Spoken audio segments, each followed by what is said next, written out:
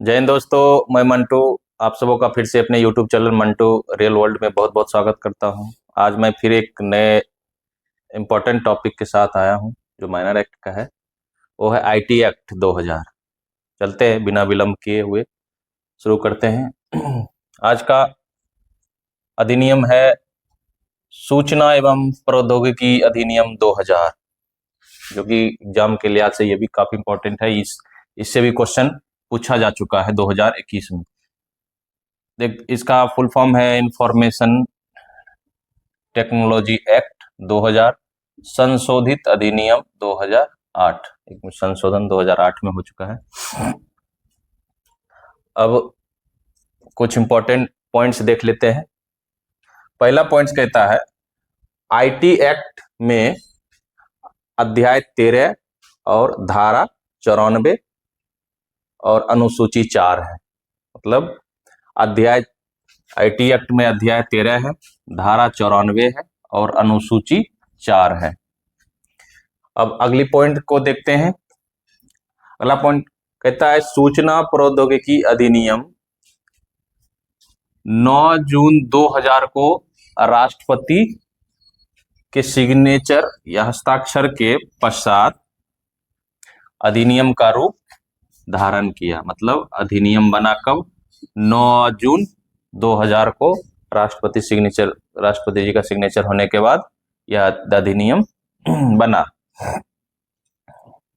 अब अगला पॉइंट कहता है IT एक्ट को 17 अक्टूबर 2000 को जम्मू कश्मीर राज्य सहित संपूर्ण भारत में लागू किया गया सहित। फिर अगला पॉइंट कहता है सूचना प्रौद्योगिकी संशोधन अधिनियम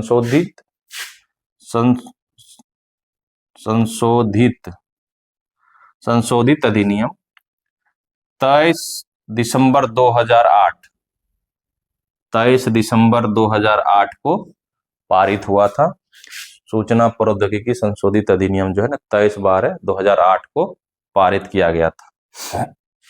फिर अगला पॉइंट देखते हैं। कहते हैं IT रूल, जो IT एक्ट के बाद IT रूल कब आया? IT रूल 2021 में आया था। इसका आने का एक विशेष कारण था कि बहुत से ऐसे जैसे व्हाट्सएप है, फेसबुक है या और बहुत ऐसी जो सोशल मीडिया प्लेटफॉर्म है, उसकी सूचना भारत सरकार को सही रूप से नहीं दिया जाता था। इसके लिए एक IT रूल लाया गया 2021 में। ठीक, और ये 2021 में बना और लागू 25/2/2021 को हुआ था। इसके तहत इसके आने से जो है अभी सारा इंफॉर्मेशन जो है भारत सरकार को मिल जाता है आसानी से। इससे पहले बहुत परेशानी होता था और मिल भी नहीं पाता था। अब अगला पॉइंट है सूचना प्रौद्योगिकी अधिनियम 2000 के तहत सूचना प्रौद्योगिकी अधिनियम 2000 के तहत अधिकतम सजा IT एक्ट में, ये ध्यान रखिए कि IT एक्ट में अधिकतम सजा आजीवन कारावास व 10 लाख रुपया जुर्माना है। IT एक्ट में अधिकतम सजा आजीवन कारावास और 10 लाख रुपया जुर्माना है। फिर अगला पॉइंट देखते हैं, ये काफी इंपॉर्टेंट पॉइंट है। मतलब ये जो पॉइंट्स है वो सब इंपॉर्टेंट है, आप विशेष इसको ध्यान रखिएगा। इसमें कहता है फिर कि इस एक्ट के तहत प्रवेश करना या तलाश जो CO या जिसको DSP कहते हैं या उससे ऊपर के अधिकारी करेंगे। मतलब जो प्रवेश किसी व्यवसाय एरिया में प्रवेश करना, तलाशी लेना, ये कौन करेंगे? तो DSP रैंक के यही इसमें प्रवेश करना, तलाशी लेना, ये करेंगे। ये काफी इंपॉर्टेंट है, ये ध्यान रखिएगा। और अगला पॉइंट कहता है IT एक्ट के तहत होने वाले अपराधों की अन्वेषण, ये भी देखिए बहुत इंपॉर्टेंट है। इसके तहत अपराधों का अन्वेषण जो है कौन करेगा? तो जो निरीक्षक होगा, जो इंस्पेक्टर रैंक का होगा या उससे ऊपर का अधिकारी ही अन्वेषण करेगा। इस IT एक्ट में अन्वेषण अधिकारी कौन होगा? निरीक्षक से ऊपर। और प्रवेश तलाशी जो है ये कौन करेगा? तो पुलिस उपाधीक्षक जो होंगे उससे ऊपर के रैंक के अधिकारी ही करेंगे। ये आईटी रूल का जो लागू तिथि मैं बता रहा हूं, ये बताने का एक रीजन है कि 2023 हेड कांस्टेबल 72 में जो है आरटीआई रूल का लागू तिथि पूछ दिया था। तो इसी लिहाज से मैं प्रयास कर रहा हूं कि लागू तिथि को हर जगह मेंशन करते हुए चलें। जैसे ये पारित जो है, या अधिनियम जो है बना कब, राष्ट्रपति जी का हस्ताक्षर होने के बाद। तो ये जो है ना जनरल कंपटीशन में ज्यादातर पूछा जाता है, या ये डेट पूछा जाता है 17 अक्टूबर 2000 वाला, जो जिस दिन लागू हुआ था यह अधिनियम। और आईटी रूल इधर 2021 में आया है, तो ये एग्जाम के लिहाज से ये भी इम्पोर्टेंट है थोड़ा, इसको भी ध्यान रखिएगा। बाकी ये जो पॉइंट्स है, इम्पोर्टेंट पॉइंट्स, इसको तो ध्यान रखना ही है। चलते हैं फिर अगली धाराओं में जो है। अब धारा देखते हैं। धारा एक कहता है नाम, विस्तार, लागू तिथि। इसके बारे में तो आप जानते ही हैं कि ये संपूर्ण भारत में लागू हुआ था, इंक्लूड आपका जम्मू कश्मीर। धारा 2 में परिभाषा है। परिभाषा में 2 के ए में कंप्यूटर, 2 के ओ में जो है डाटा है, 2 के टी में इलेक्ट्रॉनिक अभिलेख, और 2 के भी में जो है सूचना। ये हो गया कुछ इंपॉर्टेंट परिभाषा कि किसका किस में दिया हुआ है। अब धारा इंपॉर्टेंट 4 देखते हैं। कहता है इलेक्ट्रॉनिक की विधि मान्यता। इलेक्ट्रॉनिक की विधि मान्यता कहता है इसके अनुसार सभी कानूनों की अपेक्षाओं के अनुसार इलेक्ट्रॉनिक सूचनाओं को भी लिखित व दस्तावेजी सूचना की तरह वैध माना गया है। क्या माना गया है? वैध माना गया है। धारा अब 43 देखते हैं। कंप्यूटर प्रणाली यादि को नुकसान के लिए शास्ति मतलब दंड होता है, और प्रतिकर मतलब जुर्माना मतलब कंप्यूटर प्रणाली की यादि को नुकसान के लिए शास्ति और प्रतिकर, ये आपका धारा 43 कहता है। धारा 43 में फिर इसके आगे देखिए क्या कहता है। इसके अंतर्गत कोई भी व्यक्ति किसी व्यक्ति के कंप्यूटर, अगर कोई व्यक्ति है किसी दूसरे व्यक्ति के कंप्यूटर या उसके उपकरणों से छेड़छाड़ या नुकसान पहुंचाता है, तो वह 3 वर्ष से कारावास एवं 5 लाख रुपए के जुर्माने से दंडित किया जाएगा। मतलब कोई व्यक्ति अगर किसी दूसरे व्यक्ति की कंप्यूटर या उपकरणों से छेड़छाड़ करता है, कंप्यूटर या उपकरणों से किसी भी प्रकार का कोई छेड़छाड़ करता है, तो उसे 3 वर्ष के कारावास एवं 5 लाख रुपए जुर्माने से दंडित किया जाएगा। अब देखते हैं अगली धारा। अगली धारा 44 है। धारा 44 कहता है जानकारी, विवरणी, यादि देने में असफल रहने के लिए प्रतिकर मतलब जुर्माना। अगर कोई जानकारी या विवरणी आदि देने में असफल होता है तो उसको जुर्माना कितना किया जाएगा, देखते हैं आगे। कहता है इसके अंतर्गत किसी सूचना प्रौद्योगिकी व्यवसायी द्वारा जानकारी, विवरणी आदि देने में असफल रहने के लिए दंड जो 1.5 लाख 1.5 लाख रुपए तक देना होगा।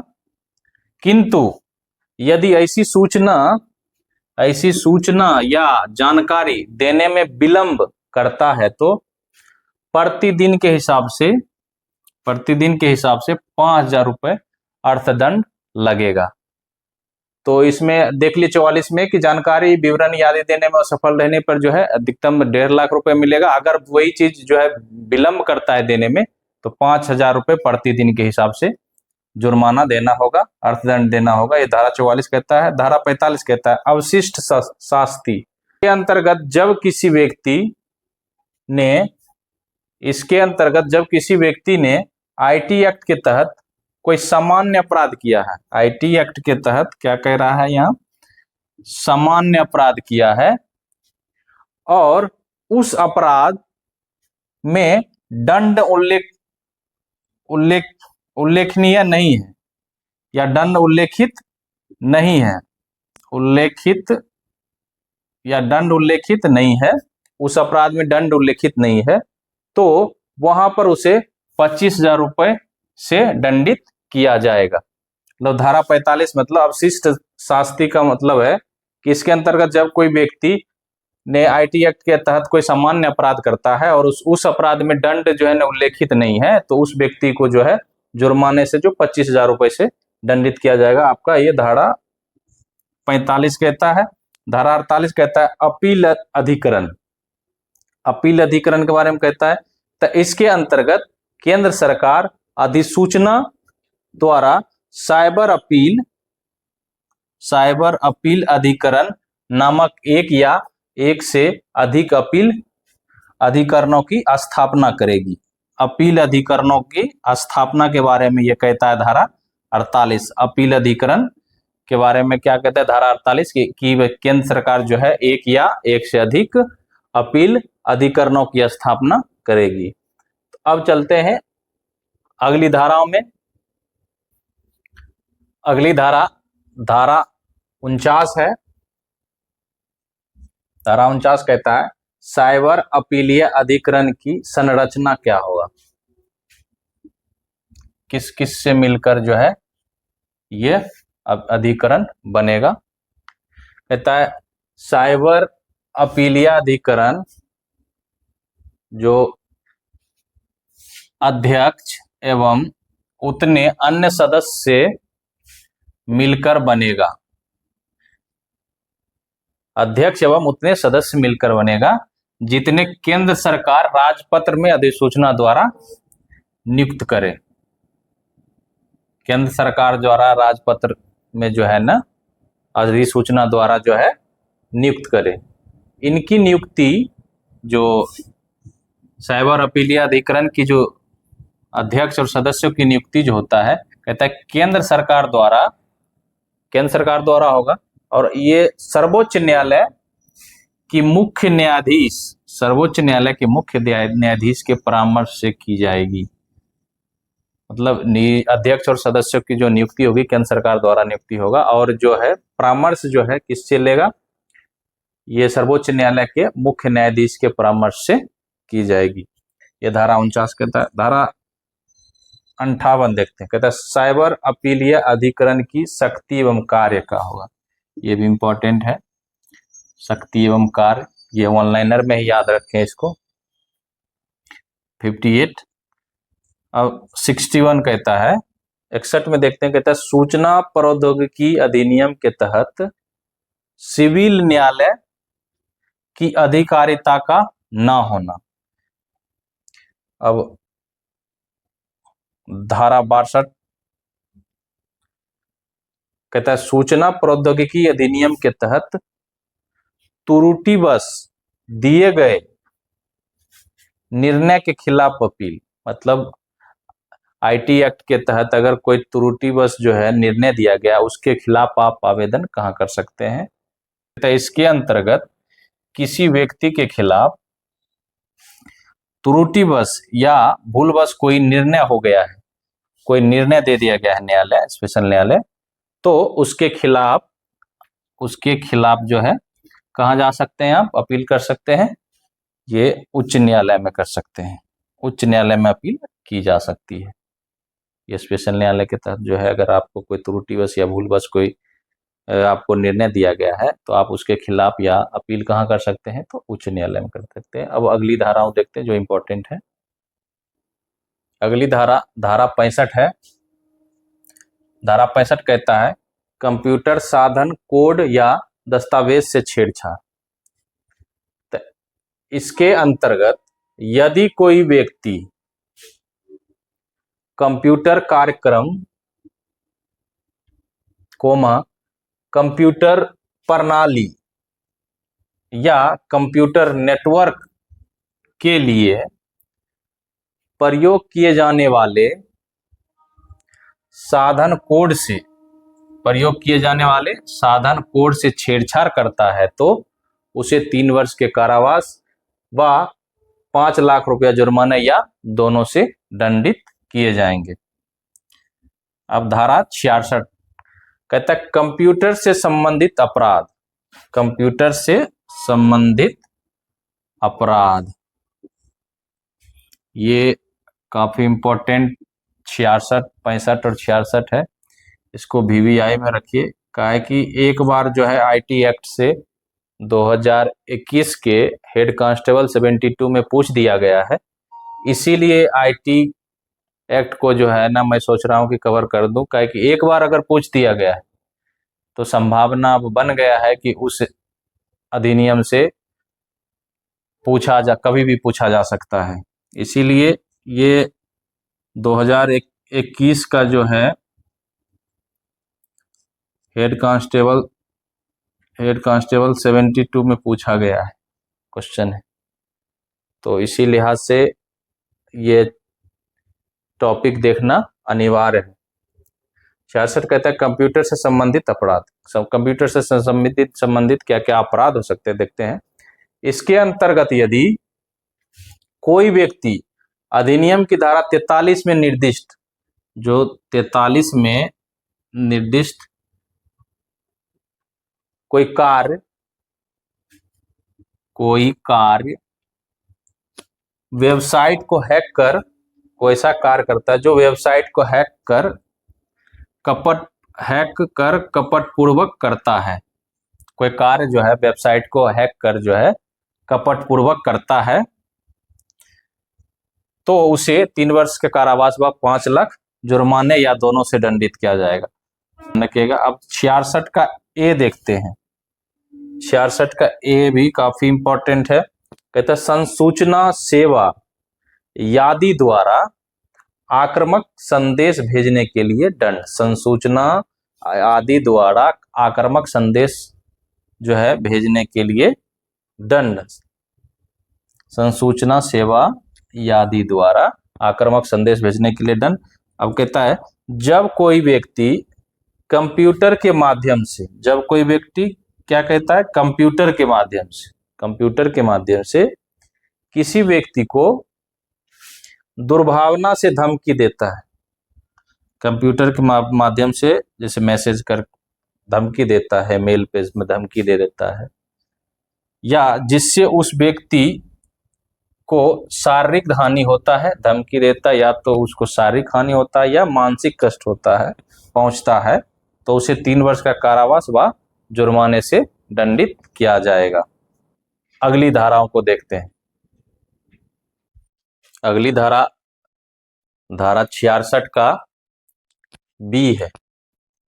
66 बी कहता है चोरी किए गए कंप्यूटर, मोबाइल या संचार युक्ति को बेईमानी से प्राप्त करने के लिए दंड।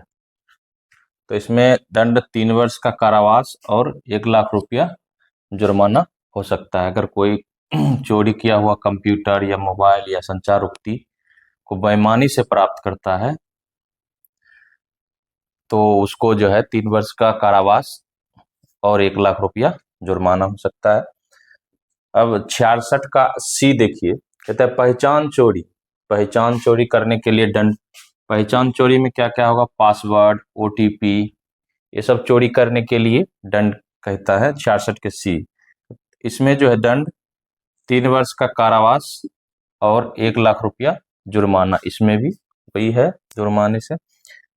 अब धारा 66 का डी कहता है कंप्यूटर संसाधन द्वारा प्रतिरूपण करके छल करने के लिए दंड। कंप्यूटर संसाधन द्वारा प्रतिरूपण करके छल करने के लिए दंड बोलता है, ये 66 के डी में कहता है। दंड क्या है, 3 वर्ष का कारावास व 1 लाख रुपया जुर्माना हो सकता है अगर कंप्यूटर संसाधन द्वारा प्रतिरूपण करके छल करने के लिए कोई करता है तो उसको जो है 3 वर्ष का कारावास व 1 लाख रुपया जुर्माना। अब 66 के ई कहता है एकांतता के अतिक्रमण के लिए दंड। एकांतता के अतिक्रमण के लिए दंड। किसी व्यक्ति का जो है बिना उसके अनुमति का कोई निजी तस्वीर खींचने का प्रयास करता है या खींच लेता है या उसको सोशल मीडिया पर डाल देता है, ये सब ये आपका 66 का ई कहता है। कहता है जब कोई व्यक्ति किसी व्यक्ति के गुप्तांग के चित्र उसकी सहमति के बिना एकांतता का अतिक्रमण करते हुए खींचेगा, प्रकाशित करेगा, जैसे सोशल मीडिया हुआ, या पारित करेगा, तो वह 3 वर्ष का कारावास व 2 लाख रुपया तक जुर्माने से दंडित किया जाए। अब हम लोग चलते हैं अगली धाराओं में। अगली धारा 66 का एफ है, ये काफी इंपॉर्टेंट है। 66 का एफ कहता है साइबर आतंकवाद के लिए दंड। जो साइबर आतंकवाद होता है कंप्यूटर पे, साइबर अटैक जो सुनते होंगे कभी कभी कि साइबर अटैक हुआ है और सारा सब कुछ हैक कर लिया गया है, उसी से संबंधित है ये 66 का एफ। कहता है जब कोई व्यक्ति सूचना प्रौद्योगिकी के माध्यम से भारत की एकता, अखंडता या प्रभुता को खतरे में डालने अथवा आतंकी गतिविधि करके भारत के संबंध किसी दूसरे देश से बिगाड़ता है, आतंकी गतिविधि करके, साइबर अटैक करके किसी दूसरे देश के साथ जो है ना संबंध को बिगाड़ता है, तो उससे आजीवन कारावास की सजा होगी। ये जान ले कि इसमें अधिकतम सजा आजीवन कारावास है आईटी एक्ट में। 66 के एफ ये कहता है। 67 कहता है अश्लील सामग्री का इलेक्ट्रॉनिक रूप में प्रकाशन या प्रेषण के लिए दंड। अश्लील सामग्री का इलेक्ट्रॉनिक रूप में प्रकाशन या प्रेषण के लिए दंड। कहता है प्रथम अपराध के लिए जो है ना 3 वर्ष व 5 लाख रुपया जुर्माना, द्वितीय अपराध या पश्चातवर्ती अपराध के लिए 5 वर्ष की सजा व 10 लाख रुपया जुर्माना है। यह 67 कहता है अश्लील सामग्री का जो है ना इलेक्ट्रॉनिक रूप में प्रकाशन या प्रेषण के लिए दंड। अब 67 का ए कहता है कामुकता व्यक्त करने वाले कार्य यादि वाली सामग्री के इलेक्ट्रॉनिक रूप में प्रकाशन के लिए दंड। कामुकता व्यक्त करने वाले कार्य यादि वाली सामग्री के इलेक्ट्रॉनिक रूप में प्रकाशन के लिए दंड है। कहता है यदि कोई व्यक्ति सूचना प्रौद्योगिकी का प्रयोग करके कंप्यूटर, इंटरनेट के माध्यम से कोई भी लैंगिक अपराध करता है, कंप्यूटर इंटरनेट के माध्यम से जो है कोई लैंगिक अपराध करता है या किसी महिला को अश्लील सामग्री भेजता है, किसी महिला को जो है अश्लील सामग्री भेजता है या उसकी तस्वीर या उस महिला की तस्वीर को इंटरनेट पर प्रदर्शित वायरल करता है, तो उसे 5 साल का कैद व 10 लाख रुपया जुर्माना होगा। 67 का भी काफी इंपॉर्टेंट है। ये अभी लेटेस्ट सुनते होंगे किसी का तस्वीर जो है ना इंटरनेट पर वायरल कर दिया, वीडियो वायरल कर दिया, ये उसी से संबंधित है। अभी जो लेटेस्ट ये मोबाइल, इंटरनेट, ये सब जो अपराध है वो सब आईटी एक्ट के अंतर्गत आता है, तो इससे जानकारी के उद्देश्य के लिए भी जानना बहुत जरूरी है। अब चलते हम लोग अगली धाराओं में। अगली धारा 67 का बी है। 67 का बी कहता है कामुकता व्यक्त करने वाले कार्य आदि में बालकों को चित्रित करने वाली सामग्री को इलेक्ट्रॉनिक रूप में प्रकाशित या प्रेषित करने के लिए दंड। इसमें बालकों को जो है कहता है चित्रित या इलेक्ट्रॉनिक रूप में प्रकाशित या प्रेषित करने के लिए दंड के बारे में बताता है। देखते हैं इसमें कहता है यदि कोई व्यक्ति सूचना प्रौद्योगिकी के माध्यम से किसी अवयस्क अथवा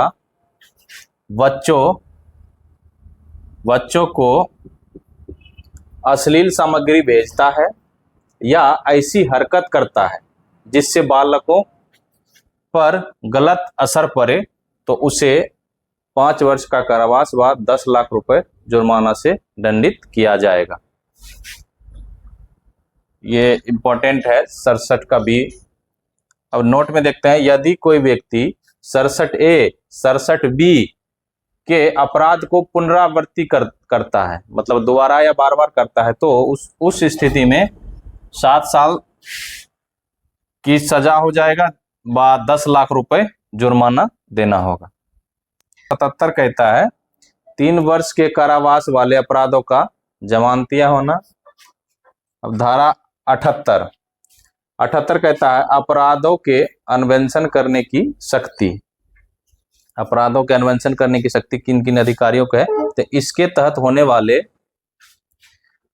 अपराधों का अन्वेषण निरीक्षक या उससे ऊपर के पुलिस अधिकारी करेंगे।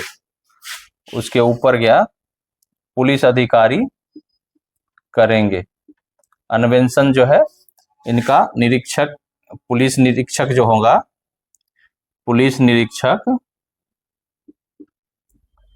या उससे ऊपर के पुलिस अधिकारी करेगा। ये आपका 78 कहता है। 80 कहता है कि पुलिस अधिकारियों और अन्य अधिकारियों की प्रवेश करने, तलाशी लेने आदि की शक्ति, मतलब प्रवेश करने, तलाशी या जब्त या गिरफ्तार करने की शक्ति किसको होगा? तो वो धारा 80 कहता है पुलिस उपाधीक्षक जो डीएसपी रैंक का होता है, जो पुलिस में सीओ जिसको बोलते हैं, या उससे ऊपर के अधिकारी बिना वारंट का जो है बिना वारंट प्रवेश, तलाशी, जब्ती, गिरफ्तारी कर सकता है। ये 80 के धारा 80 के तहत। अब हम लोग का ये आईटी एक्ट 2000 समाप्त हो गया। अब हम लोग नए टॉपिक के साथ फिर आएंगे। अगर इसमें किसी भी प्रकार का कोई त्रुटि हो तो आप कमेंट के माध्यम से बताएं। और फिर से वही कहेंगे 72 SI वाले जो अभ्यर्थी हैं वो कंटिन्यू जो है मैथ, रीजनिंग, जीके, जीएस का तैयारी करते रहें। और अगर वीडियो अच्छी लगी तो लाइक करें, सब्सक्राइब करें, शेयर करें। फिर मिलते हैं अगली वीडियो में। तब तक के लिए धन्यवाद। जय हिंद।